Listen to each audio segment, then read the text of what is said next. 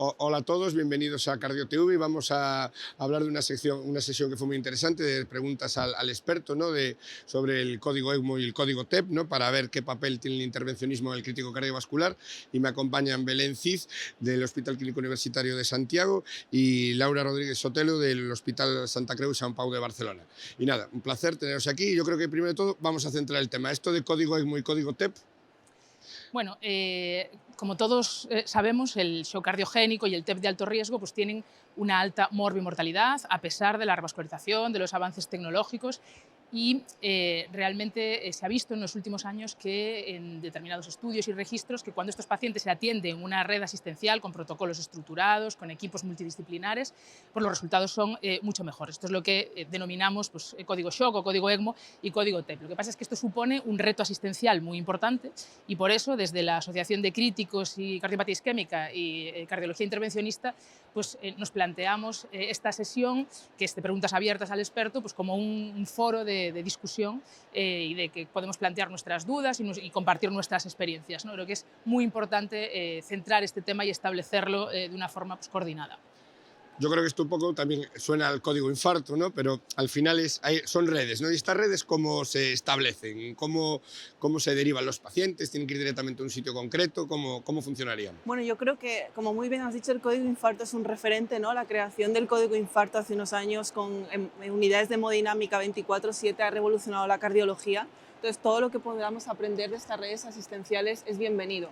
Lo que pasa es que a la hora de poder equiparar código infarto con código shock, código ECMO, código TEP, creo que no es equiparable por la complejidad que supone, sobre todo quizás el código ECMO, pero también el código TEP, con lo cual tenemos que aprender de estas redes asistenciales, pero tenemos que llevarlas a este terreno y probablemente estemos hablando de que ahora mismo esto solo se pueda establecer en hospitales más de referencia con equipos multidisciplinares especializados en este tema. Muy bien, y bueno, habría otra pregunta, ¿no? Que esto, claro, al final hablas de especificidad, de un grupo concreto, ¿no? Entonces, claro, igual habría que hacer una guardia específica, ¿no? Que igual sería un poco lo primero para comentar, ¿no? Y luego quizás también quién forma parte del equipo, porque esto va mucho más allá de solo el cardiólogo, seguramente, ¿no? Absolutamente, vamos, esto, por eso es tan importante hacer foros de discusión, ¿no? Porque, como decía antes, para que esto sea efectivo tiene que haber un equipo multidisciplinar que además tenga una formación específica para el tratamiento de estas patologías.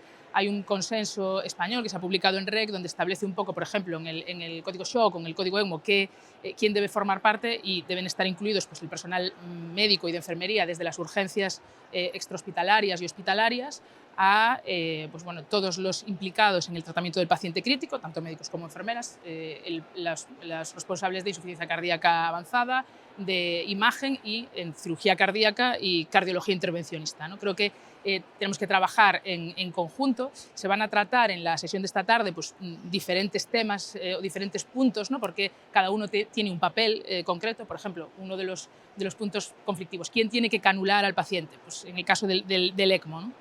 Pues esto es fácil, el que lo sepa hacer mejor, esté más cerca del paciente, sea más rápido y lo que se dice ahora en las guías, que tenga una muy buena formación en accesos vasculares, ¿no? Por eso nosotros en cardiología intervencionista, que cada vez pues, tratamos con el tratamiento de las cardiopatías estructurales, pues tenemos más experiencia, se está haciendo cada vez más en hemodinámica, pero realmente cada estructura y cada hospital tiene que organizarlo según sus recursos y la formación de sus profesionales, de manera que, como digo, sea lo más eficiente y lo más rápido posible, tanto el diagnóstico como el tratamiento. Bien, hoy hablando un poco de rapidez, ¿no? De evitar complicaciones, un equipo experto. Entonces, claro, hay otra pregunta, ¿no? Que es, ¿hay que llevar al paciente a donde se hace la técnica o el que hace la técnica tiene que ir a buscar al paciente? ¿Eso cómo se organiza? Esta es una pregunta muy compleja. En realidad, yo creo que la clave de todo esto aquí es la identificación precoz. Y aquí interviene ya no el cardiólogo, sino todo, como decía Belén, el equipo de emergencias extrahospitalarias, urgencias hospitalarias, ser capaz de identificar al paciente que puede ser potencialmente candidato y trasladarlo a un centro de referencia. ¿Qué pasa? Que a veces esto no puede ser porque el paciente está muy inestable y la situación no permite trasladar al paciente en unas condiciones mínimas de garantía. Entonces, en este sentido, yo creo que y ya hay varios proyectos en marcha. Por ejemplo, en Cataluña hay creado una red asistencial en la cual el ECMO llega al paciente y con el ECMO va el equipo especializado del hospital de referencia a canular la ECMO, por ejemplo, al paciente y trasladarlo para que, digamos, el traslado no suponga un riesgo añadido para este paciente. Pero esto, claro, depende mucho de cómo es la distribución geográfica de cada sitio, dónde están los hospitales de referencia, tiempos de llegada, tiempos de acceso, condiciones climatológicas incluso. Es muy complejo, pero tenemos que ser capaces de crear esta red de manera que la mayoría de nuestros pacientes se puedan beneficiar de esto y no solo unos pocos. Y un punto muy importante es que esto, pues como decía, es un reto, ¿no? Desde el punto de vista de la organización asistencial, y va a requerir una dotación de recursos pues también muy importante y significativa, porque no puedes tirar de las guardias existentes que ya están muy saturadas, ¿no? Por tanto, creo que es un reto, pero que hay que afrontar claramente para mejorar el pronóstico de nuestros pacientes. Bueno, otra pregunta, ¿no? Que antes hablábamos de Twitter, ¿no? En plan de broma, ahora X.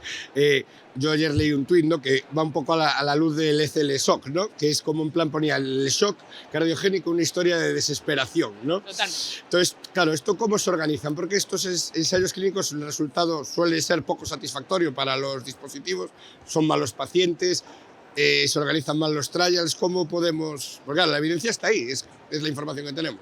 Pues totalmente. Yo no sé lo que opinas, Laura, pero lo que dices, no hemos sido capaces de demostrar el beneficio que realmente todos los que trabajamos con pacientes críticos vemos en vida real en ensayos clínicos, ¿no? Y un ejemplo es el ECLS-SHOCK, que realmente es un estudio muy importante porque fueron capaces de reclutar un número muy importante de pacientes, y esto no es lo habitual en estos estudios, que muchos de ellos se tienen incluso que precozmente parar por el reclutamiento bajo. Va a influir en nuestra práctica clínica, ¿no? Que esta es la pregunta. ¿Influirá? Desde luego, no abandonando la terapia, porque eso sería una barbaridad, ¿no? Pues todos lo sabemos, pero sí que lo que tenemos que plantearnos seguramente sea realizar una adecuada selección de pacientes, evitar la futilidad y buscar los parámetros que nos pueden ayudar a esto. Además, deja una serie de preguntas abiertas, ¿no? Como tenemos que ser más precoces implantando el dispositivo. En este caso era concreto de este estudio del ECLS-SHOCK. Tenemos que, a lo mejor cuando implantamos un ECMO, tener más facilidad para implantar un dispositivo de descarga, ¿no? Porque en ocasiones pues, bueno, la sobrecarga ventricular puede ser deleteria en nuestros pacientes. Es decir, hay muchas preguntas abiertas y tenemos que seguir peleando, buscando, investigando en este sentido, porque necesitamos mejorar el pronóstico de pacientes que todavía tienen una alta mortalidad, ¿no? Sí, efectivamente, yo creo que los que trabajamos en críticos sabemos de la dificultad de los ensayos clínicos. Creo que nunca vamos a poder conseguir ensayos clínicos tan equiparables como otros en el ámbito, ¿no? de la farmacología, sobre todo porque estamos hablando de que el estudio es abierto. Y cuando un estudio es abierto, la terapia con ECMO, el estudio siempre va a ser abierto, el riesgo de crossover, el riesgo de muchos sesgos siempre estará ahí, con lo cual es muy importante, más que nunca en estos estudios, leer la letra pequeña del estudio. Y yo creo que esta tarde comentaremos, se les puede sacar mucha puntilla a este estudio, y yo creo que por nuestra propia experiencia personal nadie va a abandonar la terapia con ECMO. Lo que tenemos que ser capaces es de seleccionar cada vez mejor y ser capaz de ser críticos con nosotros mismos y cada vez intentar hacerlo mejor, que es de lo que se trata. Pues nada, yo creo que ha quedado bastante claro el tema del código ECMO, el código TEP, la necesidad de una organización asistencial que va a ser muy local, como todas las cosas en cardiología, al final para que funcionen dependen de gente y de cómo estén organizados. Y bueno, pues nada más, invitar a la gente a que vea la sesión y que la disfrute, porque seguramente aprenderá cosas de valor. Pues muchas gracias a las dos por venir aquí. Muchísimas gracias, Rafa. Gracias.